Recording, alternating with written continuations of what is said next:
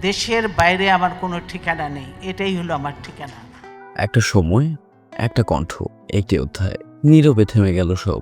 বাংলাদেশের রাজনীতির এক দৃঢ় ও প্রভাবশালী নাম, সাবেক প্রধানমন্ত্রী ও বিএনপির চেয়ারপারসন বেগম খালেদা জিয়া আর নেই। দেশ, এই দেশের মাটি মানুষই আমার সব কিছু, কাজে আমি দেশের বাইরে যাব না। দীর্ঘ অসুস্থতা, শারীরিক দুর্বলতা ও জীবনের কঠিন বাস্তবতার সঙ্গে লড়াই করতে করতে অবশেষে তিনি হার মানলেন সময়ের কাছে। চিকিৎসকদের সব প্রচেষ্টা ব্যর্থ করে ভোরের আলো ফোটার আগেই তিনি বিদায় নিলেন, চুপচাপ নিঃশব্দে। আপনাদের সামনে কথা বলতে পারার জন্য আল্লাহর কাছে শুকরিয়া আদায়।